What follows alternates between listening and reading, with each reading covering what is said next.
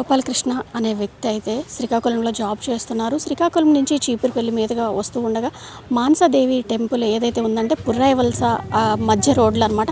ఆ చీకట్లో వస్తూ ఉండగా ఆయనకి రోడ్డు కనిపించక కలవట్లోకి అయితే దూసుకెళ్ళిపోవడం జరిగింది. అక్కడ స్వల్ప గాయాలతో అంటే పడి ఉండి వెంటనే కొంచెం తేరుకొని వాళ్ళ బ్రదర్కి కాల్ చేశారు. వాళ్ళ బ్రదర్ కూడా వెంటనే రెస్పాండ్ అయ్యండి, అంబులెన్స్ కూడా కాల్ చేశారు. ఆ తర్వాత చీపురుపల్లి ప్రభుత్వ ఆసుపత్రికి తీసుకెళ్లారు. అక్కడ ప్రథమ చికిత్స అనంతరము విజయనగరం ప్రభుత్వ ఆసుపత్రికి ఏదైతే ఉందో జిల్లా కేంద్ర ఆసుపత్రికి అయితే తీసుకురావడం జరిగింది. అక్కడ తీసుకొచ్చిన తర్వాత ఆయన అయితే నిన్న రాత్రి మృతి చెందడం జరిగింది. అయితే ఇక్కడ మనతో పాటు అయితే కుటుంబ సభ్యులు ఉన్నారు. మనం చూసుకుంటే వాళ్ళు చాలా తీవ్రంగా రోధిస్తున్నారు. అంటే చిన్న వయసు కుమారుడు, భార్య కూడా అంటే క్షేమంగా ఇంటికి తిరిగి వచ్చేస్తారు అని అయితే వాళ్ళు వెయ్యి కళ్ళతో ఎదురు చూస్తుంటే వాళ్ళకి చేదు వార్త అనమాట. సరేలే దెబ్బలు తగిలాయి అని చెప్పి ఇక్కడ హాస్పిటల్ జాయిన్ చేయడం కూడా జరిగింది. అయితే నిన్న యూరిన్ బ్లాడర్ నిండిపోయి ఆయన మృతి చెందడం కూడా జరిగింది. అసలు ఎందుకు అయినా చనిపోవాల్సి వచ్చింది ఏంటంటే హాస్పిటల్లో ట్రీట్మెంట్ సరిగా లేదా ఏంటన్నది వాళ్ళ మాటలోనే అడిగి తెలుసుకుందాం. మనతో పాటు అయితే గోపాలకృష్ణ గారు వాళ్ళ బ్రదర్ ఉన్నారు. ఒకసారి ఆయనతో మాట్లాడదాము. ఇటువంటి సిచ్యువేషన్లో ఇక్కడ ఆసుపత్రికి అయితే తీసుకురావడం జరిగింది ఏంటన్నది ఆయన మాటలోనే తెలుసుకుందాం. సార్ చెప్పండి, అసలు ఇన్సిడెంట్ జరగగానే ఎప్పుడు తీసుకొచ్చారు హాస్పిటల్కి? ఫస్ట్ ఎయిడ్కి చీపురుపల్లి హాస్పిటల్ తీసుకెళ్ళాం మేడం. అక్కడ నుంచి డాక్టర్స్ స్టిచ్చింగ్స్ గట్ట వేసి ఫస్ట్ ఎయిడ్ చేసి మళ్ళీ 108 మాకు అరేంజ్ చేస్తే వెంటనే ఆయన డాక్టర్ గారు రిఫర్ చేశారు, గవర్నమెంట్ హాస్పిటల్కి వెళ్ళండి అక్కడే, ఎందుకంటే ఇది యాక్సిడెంట్ కదా అని. మాకేం తెలియక భయంకి ఎక్కడ తీసుకొని వచ్చాం మేడం. రాత్రి వీళ్ళు హౌస్ డాక్టర్స్ రిసీవ్ చేసుకొని ట్రీట్మెంట్ చేశారు, అన్నీ చేశారు. ఏమీ లేవు రిపోర్ట్స్ అన్నీ వాళ్ళ దగ్గర ఉన్నాయి, కానీ మనం అడిగితే ఏవి చూపెట్టడం లేదు కరెక్ట్గా. నెక్స్ట్ రాత్రి మా తమ్ముడు మాతో బాగా మాట్లాడాడు. నొప్పి వస్తుంది, అది ఈ షీట్ కదండి, దాని మీద అడిగి నొప్పి వస్తుందంటే నేను వెంటనే హౌస్ డాక్టర్ చెప్తే వాళ్ళు ఎవరు పట్టించుకోవటం లేదండి మేడం. ఎవరెవడు అల్లాడు కుర్చీలో కూర్చొని ఆడొక ఆఫీసరు, ఇంకోటి సెక్యూరిటీ కూడా నువ్వు వెళ్ళకయ్యా, మనిషి చచ్చిపోతుంటే వెళ్ళొద్దంటే ఎవరు బాధ్యులు?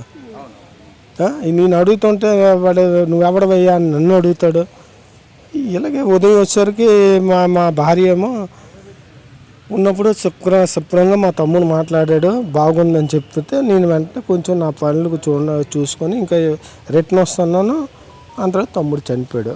మా మరదలు, మా అక్క, నా తోడపుట్టిన అక్క అందరూ దగ్గర ఉన్నారు. సరదాగా మాట్లాడుకున్నారు ఒక గంట సేపు. తర్వాత 1:45 సరికి ఎక్స్పైర్ అయ్యారు.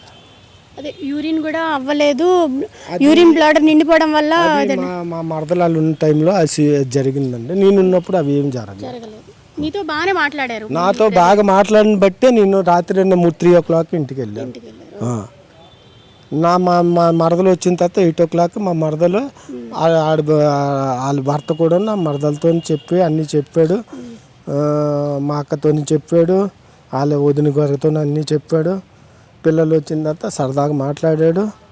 1:40 సరికి వామిటింగ్ అయ్యి కొలాప్స్ అయ్యి చనిపోయి జరిగింది కదా మేడం. ఈ టైపులోనే ఇప్పుడు వేరే వాళ్ళకి కూడా జరగకూడదని మీకు మీ సుమన్ టీవీ తరఫున విజ్ఞప్తి చేస్తాను. చేసి ఎందుకు చనిపోయాడో నాకు అర్థం అవుతుంది. మానసాదేవి టెంపుల్ నుంచి అటువైపు నుంచి ఎందుకు వస్తున్నారు? ఆయన డ్యూటీ చేసుకొని వస్తాను. వీక్లీ వన్స్ నా దగ్గరకు వస్తాడు. ఇంటికి వచ్చి మాకు డాగ్ ఉంది, ఆ డాగ్తో సరదాగా ఆడుకొని తెల్లారి మళ్ళీ వెళ్ళిపోతాడు. ఎక్కడ చేస్తారు జాబ్? ఎక్కడ చేస్తారు? ఎక్కలేమ్మ ఓసివాల్ గ్రూప్లోన ఫర్నస్ ఇన్ఛార్జ్గా పనిచేస్తున్నాడు అండి. నైట్ అంటే అక్కడ దారి అది కనిపించక అక్కడ రోడ్ ఉంది కదా, అక్కడ తవ్వడం రోడ్డు ఏం లేదమ్మా, రోడ్డు బాగుంది. ఎదురుగా రిఫ్లెక్స్ కొట్టగానే ఆయన కన్ఫ్యూజ్ అయ్యి వేరే రోడ్డు నుంచి కలవాట్లోకి వెళ్ళి పడిపోయారు. ఆ బుల్లెట్ మీద ఆపలేదు. బండి కూడా ఫాస్ట్గా తీయరు. ఇంకా పిల్లలు కానీ కొంచెం 40-50లోకి వెళ్తే బండి ఫాస్ట్గా తీయొద్దనే చెప్తారు. ఎప్పుడు పిల్లలకి ఒకటే చెప్తారు, బండి మీద స్లోగా వెళ్ళండి అనే చెప్తారు. ఒక విధంగా ఎవరైనా ఆడవాళ్ళు ఎక్కారు అంటే ముందు అనకూడదు, కానీ ఇంకే వెహికల్ అయినా వెళ్ళిపోద్ది, అంత స్లోగా తీస్తారు. అంత జాగ్రత్త మనిషి, చాలా జాగ్రత్తగా వెళ్ళినా సరే అనుకోని విధంగా సంఘటన అయితే జరిగింది. అంటే మనతో పాటు అయితే గోపాలకృష్ణ గారు వాళ్ళ వైఫ్ ఉన్నారు. అంటే చాలా బాధపడుతున్నారు. అంటే చాలా జాగ్రత్తగా బండి తీస్తారు. అంటే ఎంత నెమ్మదిగా అంటే వెనకతల పిల్లలు ఉన్నా లేడీస్ ఉన్నా సరే చాలా స్లోగా తీస్తారు. ముందు ఉన్న వెహికల్ వెళ్ళిపోతుంది అనేసి మేమైతే కొంచెం ఒక్కొక్కసారి మేము ఏడిపిస్తామని కూడా ఇక్కడ చెప్తున్నారు. అంటే వస్తున్నారు, ఆ చీకట్లో అది కనిపించక అక్కడ రోడ్లో కల్వర్ట్ ఏదైతే ఉందో అందులో పడిపోయారు. వెంటనే పడిపోగానే వాళ్ళ బ్రదర్ కూడా కాల్ చేశారు, నేను ఇలా పడిపోయాను, నాకు దెబ్బలు తగిలాయంటే వెంటనే తీసుకొని వెళ్ళి చీపురుపల్లి ఆసుపత్రిలో జాయిన్ చేశారు. అక్కడ ఫస్ట్ ఎయిడ్ జరిగింది. అక్కడి నుంచి ఇక్కడ సర్వజన ఆసుపత్రికి తీసుకొచ్చారు, విజయనగరం పెద్ద ఆసుపత్రి అని అంటారు, అక్కడ తీసుకొచ్చారు. తీరా ఇక్కడ తీసుకొచ్చిన తర్వాత మేము ప్రైవేట్ ఆసుపత్రికి తీసుకెళ్ళిపోతాము, మాకు ఇచ్చేయండి అన్నా సరే వాళ్ళైతే డిశ్చార్జ్ అయితే చేయలేదు, అంతా బాగానే ఉంది అనుకుంటూ చెప్పుకుంటూ వచ్చారు. ఇప్పుడైతే మాకు మనిషిని అయితే మిగల్చలేదు అని అయితే వీళ్ళు చెప్తున్నారు. ఒకసారి గోపాలకృష్ణ వాళ్ళ వైఫ్తో మాట్లాడదాము. అమ్మ చెప్పండి, అంటే లాస్ట్ మినిట్ వరకు మీరు ఉన్నారు అంటే నేను మార్నింగ్ 8:30 ప్రాంతంలోనే వచ్చానండి. నేను వేరే ఊర్లో ఉంటున్నాను, శ్రీకాకుళంలో జాబ్ చేస్తాను. అయితే మా తోటికోడలు ఫోన్ చేశారు, ఇలాగ మౌలికి యాక్సిడెంట్ అయింది, వెంటనే రా ఆశ అంటే నేను ఫోన్ చేశాను. చేస్తే బాగానే ఉందని కూడా చెప్పారు. మొత్తం అందరు చుట్టుబంధువులందరికీ చేస్తే బాగానే ఉంది, గర్విడిలో ఉన్న వాళ్ళందరూ. నేను 8:30 ప్రాంతంలో వచ్చిన తర్వాత నాకు మాట్లాడారు, నాకు నడుము జారిపోయింది, నాకు నడుము రావడం లేదని చెప్పారు. అన్ని తర్వాత నాకు యూరిన్ అవ్వలేదని మాత్రం చెప్తున్నారు. నాకు యూరిన్ అవ్వడం లేదు, తాగిందంతా ఇక్కడ ఉండిపోతుంది అనేసి అంటే 11 గంటల ప్రాంతంలో డాక్టర్స్ వస్తే వాళ్ళకి చెప్పాను, ఇలాగ యూరిన్ అవ్వలేదండి, అతను కడుపులో నొప్పి అంటున్నారు, వాటర్ తాగారు, జ్యూస్ తాగారు, అన్నీ చేస్తున్నారు. ఇలాగా అంటే ఆ డాక్టర్స్ ఎవరైతే 11 o'clock ప్రాంతంలో వచ్చారో వాళ్ళు ఆ నర్సులకి చెప్పారు, అమ్మ అతనికి బ్లాడర్ నిండిపోయింది, ఆ బ్లాడర్ నిండిపోతే అతనికి ఇంకేదైనా అవుతుంది కాబట్టి అర్జెంటుగా అతనికి యూరినరీ బ్యాగ్స్ పెట్టండి అని మాత్రం డాక్టర్స్ చెప్పారు. చెప్పినప్పటికీ వాళ్ళకి 3 సార్లు వెళ్ళి అడిగాను, అమ్మ బ్యాగ్స్ పెట్టలేదు అంటే అమ్మ బ్యాగ్స్ లేవు అని చెప్పారండి. లేవు అని చెప్పారు. పోనీ వెళ్ళి కొనుక్కొని తెచ్చుకోండి అని కూడా ఏం చెప్పలేదు. లేవు, తేడానికి వెళ్ళారనే చెప్పారండి, తెచ్చి పెట్టలేదు. అక్కడికి ఒక అరగంటకి కొంచెం బాత్రూమ్ అయింది, ఆ విషయం కూడా చెప్పాను, ఏమండి కొంచెమే వెళ్ళాడు మళ్ళీ పెడతారా అని కూడా అడిగాం. వాళ్ళు దానికి కూడా రెస్పాండ్ అవ్వలేదు. 11:30 11:45 AM హైదరాబాద్ నుంచి మా అదే బావగారు వాళ్ళ పిల్లలు వచ్చారు. ఒక్కొక్కరికి వదులుతున్నారు కదా అని వచ్చిన వెంటనే పిన్ని బాబాయ్కి ఆక్సిజన్ కానీ ఏం కానీ పెట్టలేదు, ఎక్కువ పిల్లలాగా వస్తుంది అంటున్నారు, మనం ఇక్కడ ఉంచొద్దు పట్టుకెళ్ళిపోదాము అంటే సరేనన్నా పట్టుకెళ్ళిపోదాము అన్నాను. 12 గంటల నుంచి మేము తిరుగుతున్నాము, మాకు వదిలేయండి మేము వెళ్ళిపోతాము, మాకు ఇక్కడ నచ్చలేదు అనేసి అంటే ఆ సిస్టర్స్ మీరు ఎలాగెళ్ళిపోతారు, ఏవో గారు సంతకం మెల్లిగా ఎలాగో చేయించేస్తే మీరు ఎలాగెళ్ళిపోతారు, ఏవో సంతకం అయిపోతే సరిపోతుందా, ఎవరైతే ఇక్కడ డ్యూటీ డాక్టర్ అతను వచ్చి సంతకం పెట్టాలని అన్నారు. ఆ సంతకం కూడాను అయితే ఆ డాక్టర్ ఎవరో చెప్పండి అంటే డాక్టర్ పేరు చెప్పలేదు. ఫస్ట్ ఆఫ్ ఆల్ ఆ డాక్టర్కి రమ్మన్నాము, ఆ డాక్టర్ కూడా రాలేదు. 1:45 ప్రాంతంలో ఎవరో ఒక ఆర్థో వచ్చి మొత్తం ఇక్కడ నొప్పి అంటే అక్కడ నొక్కొద్దు, నొప్పిగా ఉంది అని చెప్పారు. అంటే నొక్కకపోతే నీకు నొప్పి ఎలాగా తెలుస్తుంది, మేము ఏ ట్రీట్మెంట్ అనేది మాకు ఎలా తెలుస్తుంది అన్నారు. అతను ఇంకా ద్వారబంధం కూడా దాటలేదు, ఊపిరి వచ్చేసింది. వచ్చిన వెంటనే మా బావగారు వాళ్ళ పాప డాక్టర్ అంటే మరి అక్కడ నుంచి డాక్టర్స్ రాలేదు, ఎవరు కూడా రాలేదు. వెళ్ళి చెప్పిన ఊపిరిలా వచ్చేస్తుంది అని చెప్పినా సరే ఎవరు లేరు అసలు. డాక్టర్స్ చుట్టుపక్కల లేరండి, ఆ చుట్టుపక్కల డాక్టర్స్ లేరు, ఓన్లీ నర్సెసే ఉన్నారు.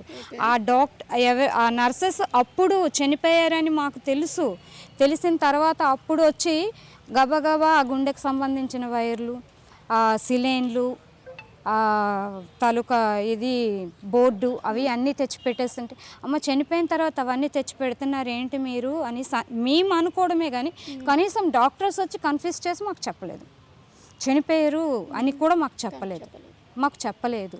అప్పుడు మేమందరం మనుషులము గట్టిగా మాట్లాడితే ఎవరో ఒక సౌజన్య అనే ఆమె వచ్చి మీరు ఇక్కడ ఇలా గొడవ చేయకూడదు, మా వరకు మేము చేసామన్నట్టుగా మాట్లాడిందే కానీ ఆవిడ కూడా పెద్దగా రెస్పాండ్ అవ్వలేదు. కనీసం చనిపోయారని ఆవిడ కూడా కన్సిస్ట్ చేయకపోవడంతో మరీ ఇక్కడ ఉండి ఏంటి అని అప్పుడు కొంచెం పోలీస్ కంప్లైంట్లు అవి ఇస్తే అప్పుడు పోలీసులతో మాట్లాడిన తర్వాత మాకు పోస్ట్ మార్టంకి వాటికి ఇది చేశారు. అయితే కంప్లైంట్ అయితే ఇవ్వడం జరిగింది. చనిపోయిన తర్వాత వీళ్ళు ట్రీట్మెంట్ స్టార్ట్ చేయటము ఇంక ఇవన్నీ కూడా మీరు తర్వాత ఫర్దర్గా ఇంకా పోలీసులకి కంప్లైంట్ ఇచ్చాము, వాళ్ళు మీకు న్యాయం చేస్తామని అన్నారు. చూస్తున్నారు కదా, ఇది వీళ్ళ బాధ. అంటే ఇవో చిన్న దెబ్బలతో వచ్చారు, కోలుకుంటారులే అనేసి ఆశతో అయితే వచ్చి వీళ్ళు ఇక్కడ హాస్పిటల్ అయితే జాయిన్ చేయడం జరిగింది. అయితే ఇక్కడ తీరా చనిపోయిన తర్వాత యూరిన్ బ్లాడర్ ఒకటి నిండిపోయి తర్వాత సీరియస్ ఆయన చనిపోవడం జరిగింది. చనిపోయిన తర్వాత వచ్చి వైర్లు పెట్టి అవి పెట్టి సెలైన్లు పెట్టి నానా హంగామా చేయడం కూడా జరిగింది. అప్పటికే ఆయన చనిపోయారని అయితే వీళ్ళు కన్ఫర్మ్ అయితే చేయలేదు. దీంతో వీళ్ళైతే ఇంకా విసుగు చెంది బాధతో మాకైతే అన్యాయం జరిగింది, మరొకరికి ఇలా జరగకూడదు, ఇక్కడికి అంటే పెద్ద ఆసుపత్రి అని అంటే చాలా పేరు ఎక్కడెక్కడి నుంచో ప్రతి ఒక్కరు కూడా వచ్చి ఇక్కడ ట్రీట్మెంట్కి వస్తూ ఉంటారు. మాకు జరిగినట్టు ఇంకెవరికి జరగకూడదు. ఇక్కడైతే కొన్ని అసలు ఫెసిలిటీస్ ఏమీ లేవు. దీనివల్ల కారణంగా ఒక యూరిన్ బ్లాడర్ అంటే ఆ బ్యాగ్సే లేవు అని అంటే ఒక పెద్ద ఆసుపత్రి అని చెప్పుకోవడానికి పేరే, కానీ అక్కడ యూరిన్ బ్యాగ్స్ కూడా లేవు అని అంటే చూడండి, అంటే చాలా విచిత్రంగా ఉంది. అంత పెద్ద ఆసుపత్రిలో ఒక యూరిన్ బ్యాగ్స్ కూడా లేవు. దీనివల్ల అంటే ఈ యూరిన్ బ్లాడర్ నిండిపోవడం వల్ల ఆయనకు ఒక్కొక్కటి కాంప్లికేషన్స్ వచ్చి ఆయన చనిపోవడం అయితే జరిగిందని అయితే కుటుంబ సభ్యులు చెప్తున్నారు. దీనిపై అయితే పోలీసులు కూడా ఫిర్యాదు చేయడం జరిగింది. పోలీసులు కూడా కేసు నమోదు చేసి దర్యాప్తు కూడా చేస్తున్నారు.